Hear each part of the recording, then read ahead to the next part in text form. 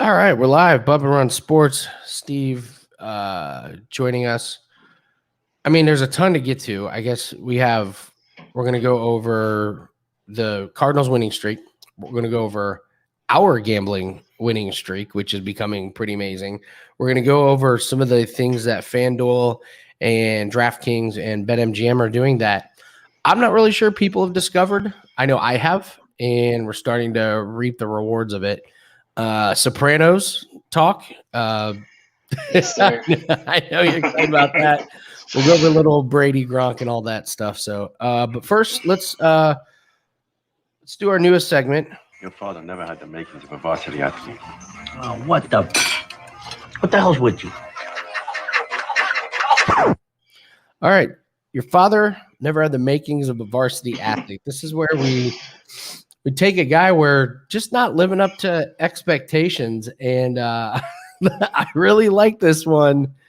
Steve, Aaron Nola, varsity athlete, varsity professional athlete, because I think we have a big enough track record now that we got questions. What say you? He was 2 or 3 years ago. In 2018, he's 17-6 with an ERA in the twos. He's cruising along, looking great. But recently, it's been a rough sledding for him. I mean, especially on the road, over 5 ERA this season on the road.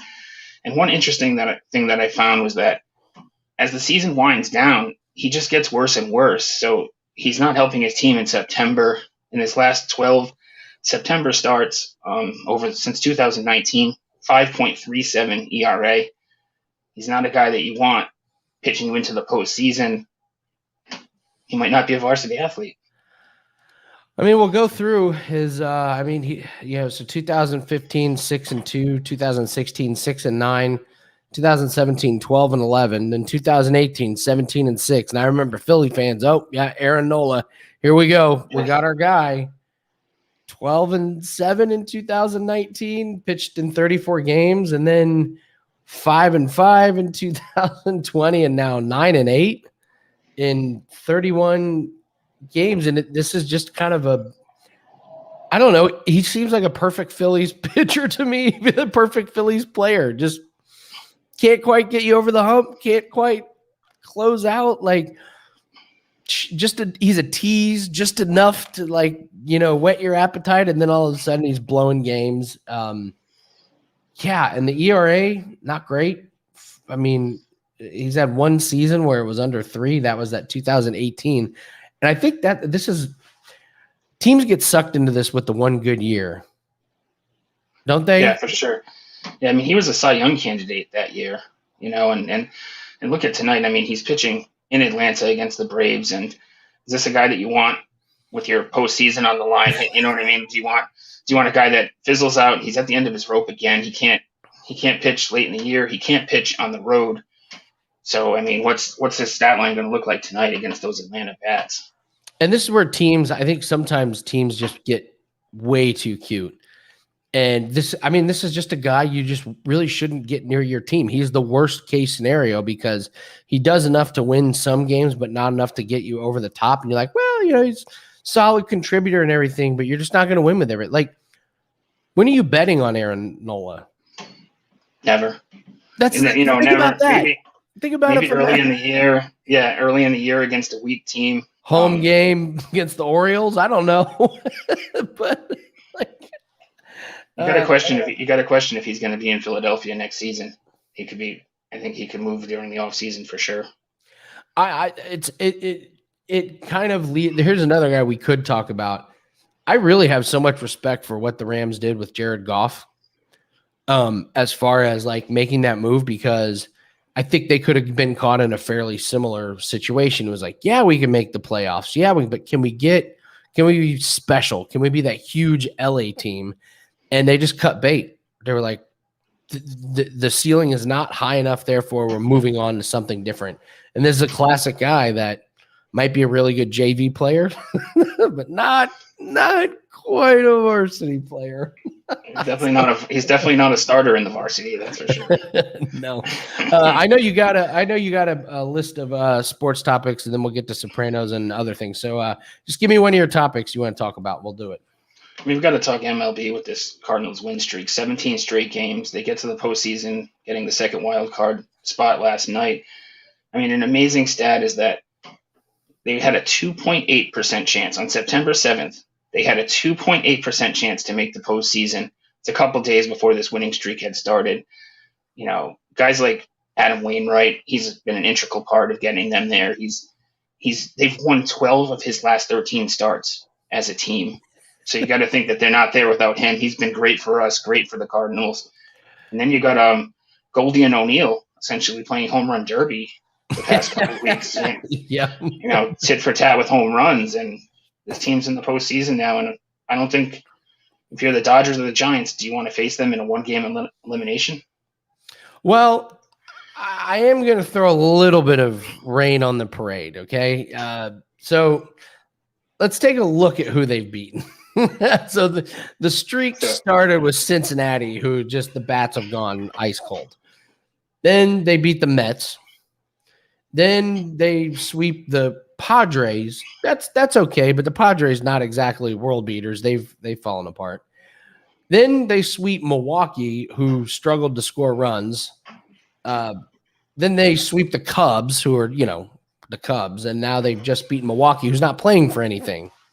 So, I mean, 17 is impressive, but this is going to be different when they make it into the postseason. And listen, if they really want to, which I don't think they're going to, I don't think they're going to, you know, they're not throwing Wainwright out for 9 innings, you know, but if you look at it, they got 2 more games against Milwaukee, and then they get the Cubs again at home. Like, so they could, if they wanted to, stretch this thing into, let's see, 18, 19, 20, 21. They could stretch it into 22 if they really, really wanted to. I guess the question is, do you want to be on one of these streaks going into the playoffs? I mean, I think you do. The hotter you are going into the postseason, it bodes well going forward. I mean, we've seen other teams go on these runs and then get deep into the postseason. I remember the Rockies had done it one year. Looking at things, though, I mean, it's just crazy to think that the Dodgers and the Giants, both with over 100 wins, and one of these teams is going to have to play a one-game elimination and fight for their playoff lives just for the right to face the other one after. While 2 90-win teams, great season by the Brewers. It looks like the Braves will be there as well. They'll be facing off, and one of them is going to the, to the National League Conference, National League Finals, and the NLCS. While the Dodgers and the Giants are going to knock each other off. And I mean, they're going to have to face Wainwright, right? I mean, you're putting Wainwright out there for the elimination game, right? It's the hottest pitcher in MLB. And if it's the Dodgers, Scherzer versus Wainwright. Oh my gosh! Oh my gosh! That would be absolutely crazy. That is funny to think about. I didn't even think about Dodgers and Giants after the season, and all of a sudden the Cardinals catch fire. And so an amazing streak, very profitable. We've talked about riding the streaks. This has been a streak that we've taken advantage of from a betting perspective. So it's good. I mean, it's hard to predict, but you can kind of just feel when a team starts to gel. And then like, they win a couple against Cincinnati. Okay, they just swept New York. Okay, they just swept San Diego. Something special is happening here. The bats are coming alive. Like the pitching's coming alive. They got their dominant ace. So, man, it doesn't take too many of these streaks. I mean, we saw with the Diamondbacks lost. I don't know how many in a row was it, 27 or something crazy. Like if you think about it, if you can find some of these streaks, it's not hard to have an unbelievable baseball season. Yeah, for sure. And we've done it at certain points. And I feel like the market just never adjusted on the Cardinals either. We're getting a lot of prices, money lines at plus 110, plus 115, plus 120 at points. And these are games that you would think that the Cardinals were going to win, and they don't even have them as the favorite. Last night, I mean, they're playing a Milwaukee team that's playing for nothing. There's no reason for them to win or lose that game. Cardinals are closing out. We got them at plus money. Yeah, I didn't get it. It was almost too. I was like, "What am I missing?" What with Wainwright on the mound too. I mean, to boot, you know what I mean? Like it's. Hey, we'll take it. Yeah, I'll take it. All right, what's your next one? What's your next topic? A couple homecomings in the NFL this weekend. Near and dear to your heart. Oh, I was talking about Andy Reid going back to Philly. Andy No, Reid. just kidding. I'm just kidding. Now that's one of them. But we also got Brady and Gronk coming back to Gillette. Is it a Patriots fan's dream or a Patriots fan's nightmare? You tell me. Well, based on how things look this week, I think it's a nightmare. I don't think the Patriots have the weapons to keep up with this team. Buck's coming off of a loss. You know how Brady is after a loss, and you know he's going to be focused for this game especially. So I don't give the Patriots much of a chance in this one. I remember when I was trying out for my soccer, my freshman year. I moved to a new school. I was trying out. Physically, I developed late, so I was short, and I was guessing I wasn't going to make the team. I did, but I just remember like the coach had been there for a while, and there was all these like seniors that were like bigger than me that had played in semi-state finals, and I was just so scared and intimidated. I played terrible during tryouts, and I kind of feel like that might be how Mac Jones might feel this weekend. Like this poor guy, man. Talk about Lion's Den. Yeah, it sounds about right. He just doesn't have the weapons to keep up with Tampa, and Tampa's defense is going to clamp down on them. I just saw today that James White is out for the season. That hurts big time. And yeah, Jonnu Smith, who knows what's going on with that guy? nice. Yeah, this is. I feel bad for Mac Jones in a situation like this. I mean, hopefully, we're always rooting for these guys to succeed. No one wants to see him fail, but this is brutal, and I hope he can look back and laugh as to what I think may happen to them. But that's got to be the most nervous guy in the stadium, right? I mean, that poor guy. Yeah, I don't think Brady's going to be very nervous. So when Brady throws a touchdown to Gronk, boos, cheers. Oh, cheers! Cheers. That's what I think.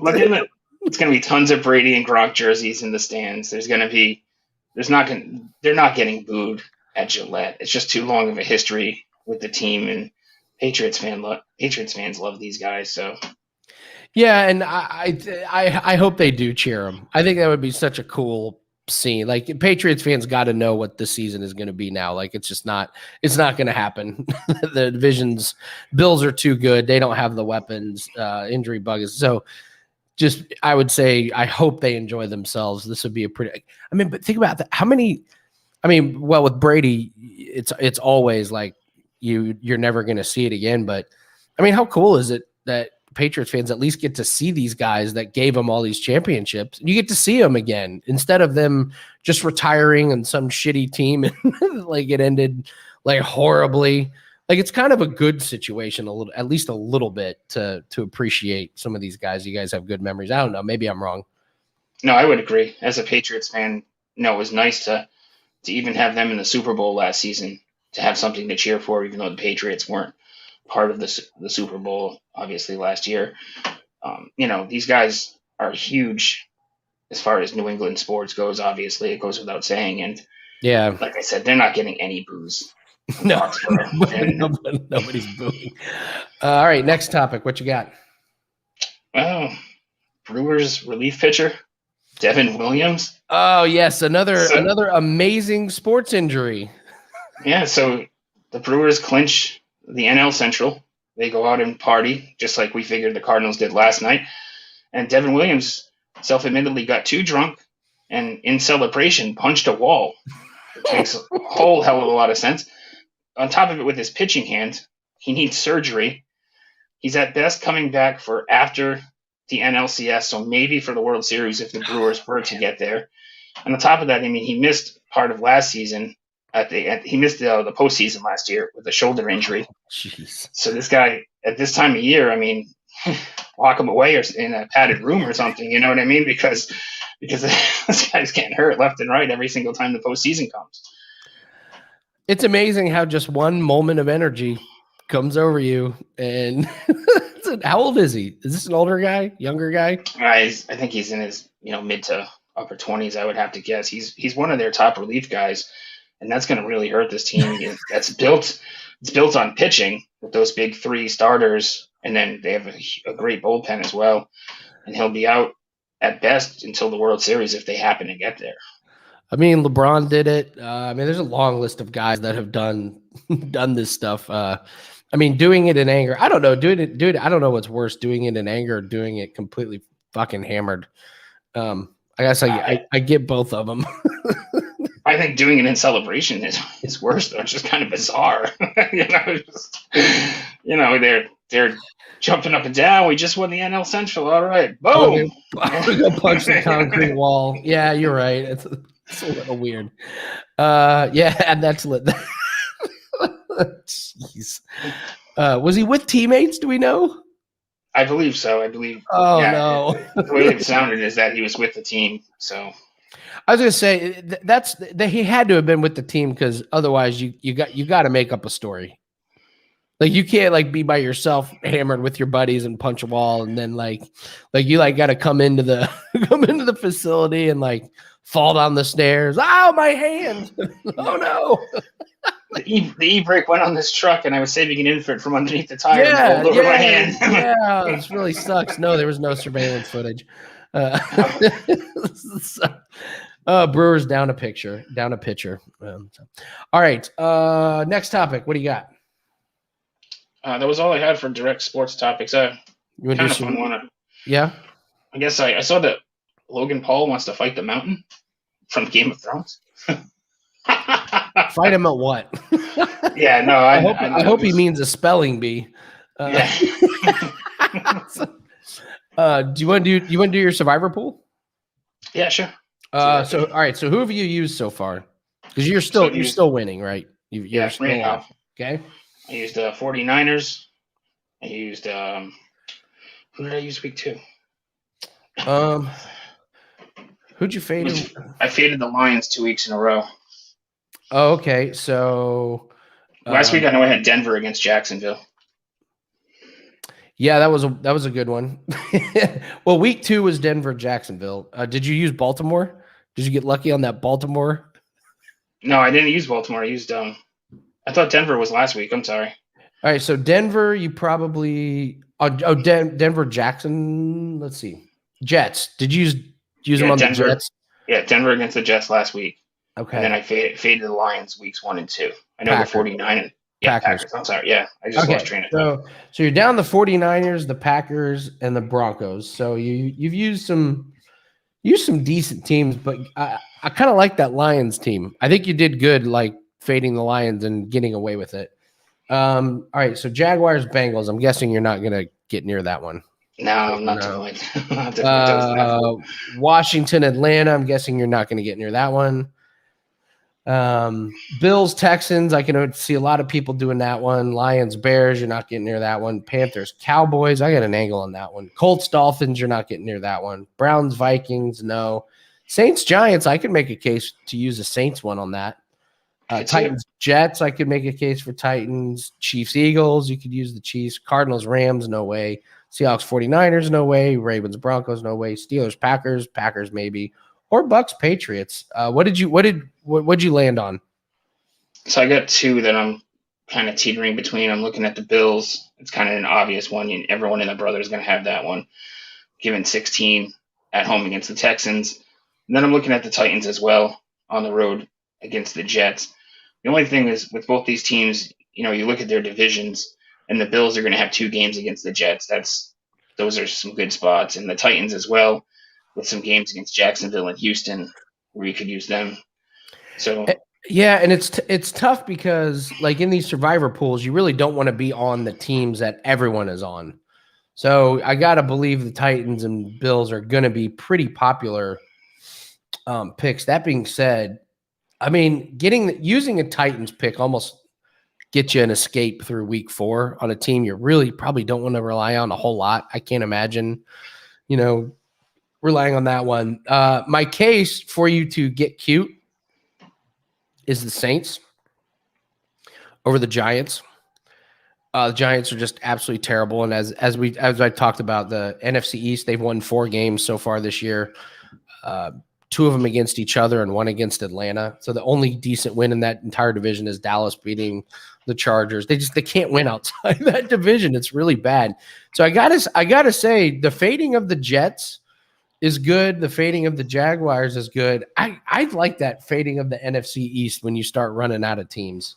So I'm with you on the Titans over the Jets. I think that's a good use of a Titans play. Yeah, you're probably going to be with a lot of people, but it does check all the boxes. So not as many people are going to be on the Bills though. The negative 16. That's going to be the big pick this weekend.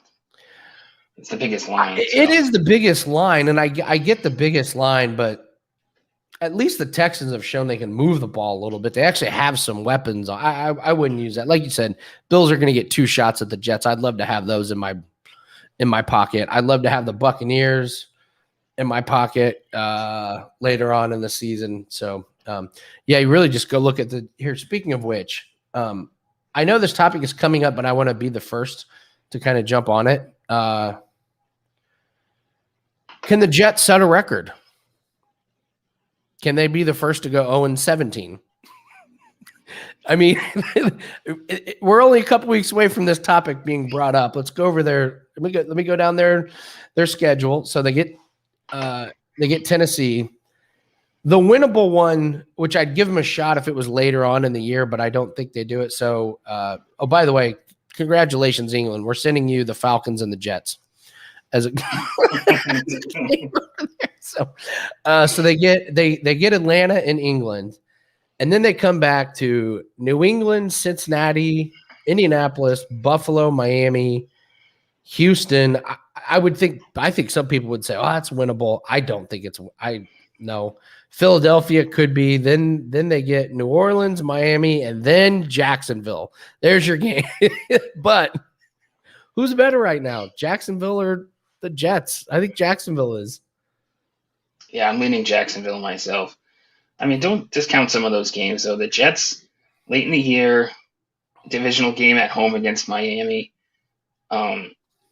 Especially if Tua's not back, then they could sneak out a win. It happens in these NFL seasons. What's interesting is they close out their season with Tampa Bay and Buffalo. You actually could have a situation where maybe those teams aren't playing for anything. That's fingers crossed. But with how many teams are now in the playoffs, they might be fighting for seeding. That would suck. 0-16, and the Bills need a win to wrap up the 1 seed. Oh, the poor Jets. Oh, those poor Jets. So, all right. Let's talk Sopranos, and then we'll talk about DraftKings and FanDuel and BetMGM. Sopranos, new movie is coming out. HBO's been rerunning Sopranos, and I've just had it on the background. It still holds up. I can't believe how good it holds up. I have had it as number 1 on my TV shows, and every time I see it, it just like more and more and more. So first off, are you nervous that they did this movie? No, I'm excited for it. I'm really excited for it. I think that it's going to be great to see some of these younger characters. A young Paulie, a young Sil, young Pussy. All these guys as younger characters it's just going to be awesome to see them. And we've been starved from The Sopranos ever since it went off the air. So, well, I've heard a couple people I trust who have gotten screeners of it that said it is, and one of them who I really trust did not want this movie to be made. They were like, "Can we just leave The Sopranos alone? Like, please, can we do it?" And he left, and he said they nailed it. You couldn't have done it any better. So I think they're setting us up for, which I would be all in for, if this movie is as good as I've heard. I could see a reboot. I could absolutely see a reboot. There's a big enough time difference to where you can get a pretty good series out of it. You think that's where they're going with it? I could see that. It's obviously people would want to see it, and it's just it's one of my favorite shows as well. It might be my favorite as well. I just have kind of like a top 3 or 4 or 5 that I have a hard time kind of juggling those, but a lot of great actors in this movie as well. John Bernthal, Shane from The Walking Dead. He's going to be playing Johnny Boy Soprano, Tony's father. You got Ray Liotta. He was actually, I don't know if you know or not, but he almost played Tony Soprano in the original Sopranos. Yes. So he'll be playing Dickie Moltisanti, Christopher's father. And one thing that I saw about this that I'm really, really excited about is Michael Imperioli is going to narrate the film, Christopher. So I love that actor. He was one of my favorites in The Sopranos. I loved Imperioli and almost anything he's ever done. So him narrating it sounds awesome to me. Yeah, there's a great Twitter follow. It's just they do like Mad Men quotes and Sopranos quotes and different stuff. And I don't know why this one makes me laugh. But there's one where someone who Paulie is friends with gets whacked, and Paulie like wants to express his sorrow to like the widow, and they're like, "Thanks for being here, Paulie. I know you were close with him." And he says, "I loved him like he was a brother-in-law." it was those little off the wall, like random, like, well, it's just like, who the fuck came up with that? Yeah, Bacala was good for a lot of those. Yeah, a lot of those little like weird. I can't think of one off the top of my head, but a lot of those weird. Little, tons of them. Yeah. Tony did it. Christopher was someone that would kind of say some, he'd always say some funny things, especially when, he was, he was high. Oh my God. Yeah. He's crawled underneath me for warmth. When he's on the set of the movie and like they're going over the script and he's standing there. This was like before he was in the movie industry. He just happened to be on the set and he was like, yeah, that's not what we Italians say. We use this word. And just like in the middle of the set, the lady's like, what does that word mean? He goes, cunt. Yeah. Like when he sat on, when he sat on the dog too, he sits on the dog because he crawled underneath me for warmth. He goes, poor little guy.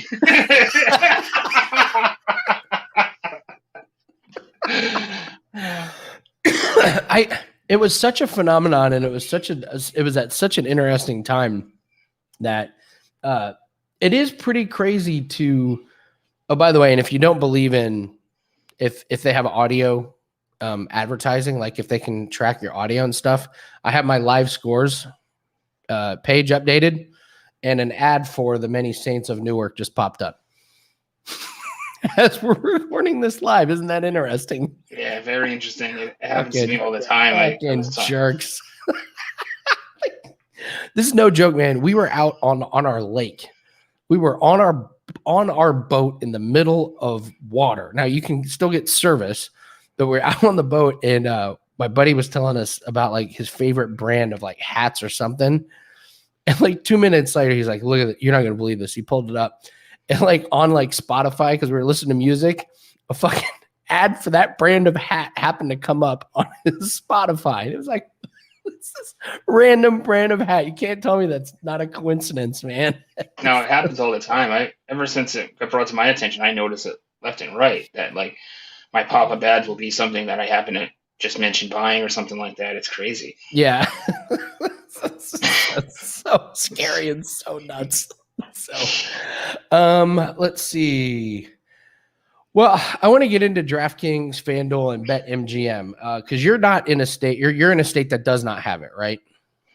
Yeah, I don't have access to. I mean, I use the lines obviously, but I don't have direct access to it. It's sports gambling's legal in Rhode Island, but it's run by the state. So DraftKings and FanDuel. Do they have any? Are they going to get it? I'm not sure. I haven't heard. I mean, you can go play stuff at the casino, obviously, and obviously still mess with offshores if you want to as well. You know what I mean? But no, I don't have access to FanDuel or DraftKings technically. This blows my mind. Yeah, I get you. No, this blows my mind that states aren't using it. I mean, just here in Indiana, we've had it here for a couple of years, and the rollout was a little clunky, but actually, I thought it was above average, like considering how bad it could have been. And I'm telling you, Steve, they were doing so much work on roads that needed it. And it's money that's coming from all of these sports, but like roads that have been like destroyed for 20 years are all of a sudden like they're working on, and they're working on interstates, like all this stuff. I cannot believe that every state isn't just completely all in on this. It really, really blows my mind. I don't understand it either. You would think that, especially when you see some of these other states with the money that they have coming in, and then I would, if I was, I can't see any state not having it. I don't know why not. Eventually, all the states will have it eventually. Well, let's get into how this is really changing our industry. And I mean, just for me personally, which once you get access to it, you'll see it. So because it's regulated, they when you're dealing with a smaller book or an individual bookie, this. I mean, the bookies and sports books just make up their rules willy-nilly week to week. Like, oh, this guy won. No, we're not taking your baseball action. Or like, oh, this guy's on a hot streak. Great. No, you're not playing Monday Night Football. Or, ooh, this guy's been losing. Yeah, I'll extend the credit line. Like, it's very interesting, and so what I'm seeing now, and I think you're seeing this too, the amount of options that these books are putting out. First off, I don't understand why, but I'm grateful that they are. They're putting so many options out, and I'm really excited to take advantage. Like we were just talking about this earlier. I hit it a bunch last year. People kind of laughed at me. Definitely people at Wager Talk laughed at me, but double parlays in NBA. And they would give you yes and no.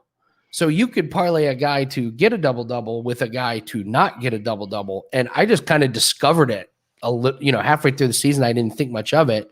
Now I'm looking back going, God, I was hitting 70% of those. There were guys that would go 20 games in a row. Malcolm Brogdon, he would go 20 games in a row without getting a double-double. And you throw that with somebody else, and you're getting this like amazing thing. And this is DraftKings. They can't just shut that down for you. Do you know what I mean? And you're seeing it too now. They're coming out with more and more options. This is like a real game changer for people like us that can that actually have the time to look for these, right? Yeah, especially if you're willing to get creative with it and not just go stick by the old spread and total. I mean, there's so many different options.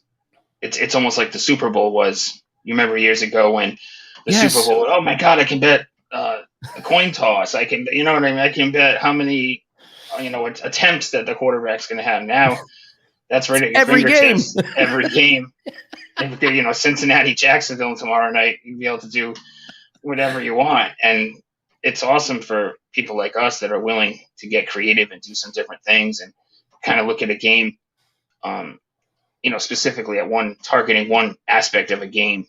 A good defense being able to stop, the running game or vice versa. Well, I'm really excited. We've just been on fire over the last few months. Yeah. And I got to say, we're doing it with not a lot of the old school bets. We rode the Cardinals. Yes, of course. But you've been hitting Mariners team totals and Braves team totals first 5 innings. These are stuff that we didn't have long ago. So I feel like the more options that it gets, first off, it can be really overwhelming for a lot of people. Like if I'm a newbie and I go on DraftKings right now, I'm like, I'm just like, what is all this stuff? This is just, it'll blow you away. But man, once we get deeper and deeper into all of these, there's hundreds of them for all the different sports and games. So I don't know, man. I'm really excited about it, and I think what I'm most excited about is now people are starting to take it serious. Like it's becoming more of a professional thing. The props and the stuff that was seen as gimmicky, right? Well, there's more and more people doing the props now, so they'll just keep rolling them out. And like you said, I just love some of those specific angles that you can take. Like when you talk about a team total for the first 5, you target a specific starting pitcher that you think the team can hit against, and you say, okay, well, I think that they can get 3 runs before 5 innings are said and done, and it's a great look too when you look at something like, you take a home team and lay the run line. Sometimes the 9th inning or extra innings, go by the wayside and you don't get to tack on that extra run to win. Whereas with the first 5 bets, you have all 5 innings guaranteed to you. So these are some of the angles that you need to look at as a sports gambler. You need to look at, this game is I think that the quarterback isn't going to be able to throw. I think that they're going to be run heavy. Okay, let's take the under on pass attempts, as opposed to having to go, how's that going to play out on a 7-point spread? And I can see what you're saying about being overwhelming. There's a ton of props now, but I just like to look at it game by game and say, like, I think this is going to happen in said game, and then start looking at the props from those angles. Yeah, and speaking of props, we're coming up on week 4 of NFL, and we're starting to see, like, we've been putting out just like as many props as possible. Anything we think that we like, we play it, and we're now starting to see what we like and what we don't like, what's working and what's not working. I think it's just really interesting. Like Thursday night football, terrible, 2-5, and then kicker props, awful, 0-5. So 2-10 on kicker props and Thursday night football. And you flip it, Monday night and Sunday night primetime games, we're on fire, 9-2. It's just like, I don't know why some of these games just go our way, but we're getting to the point now where, and it's fun kind of whittling down, like, all right, what's working and what's not working? What can we like really focus our attention on? And we got 17 games, so we got a long ways to go. So I'm really, really excited about props. What have you noticed the first few weeks in NFL? Yeah, like you said about some of these props that haven't been working, the kicker props have kind of been weird. And as far as the Thursday night, our poor record on Thursday night, I mean, I've always just thought that Thursday night is kind of just a weird game. It's always a couple of weird teams, short week of preparation. Teams aren't used to that, so weird things tend to happen. Some of the things that I've noticed is, just like you mentioned, how good we've been in primetime spots. For some reason on Sunday night and Monday night, we laser in. Generally, we're using maybe a prop each or something for those games. Yeah, 9-2 through 3 games. So that's 3 weeks with 2 games. So yeah, and that's all you need. That's all you need to do your damage. Hey, you hit a nice little 2-0 sweep, and you had a great night, especially if you already had profited during the day. As far as the daytime slate, like you said, we've been firing on anything that we like, even if it's just a small play. Some of the bigger ones that we've hit on consistently, actually what we've hit on consistently has been our bigger plays, thankfully.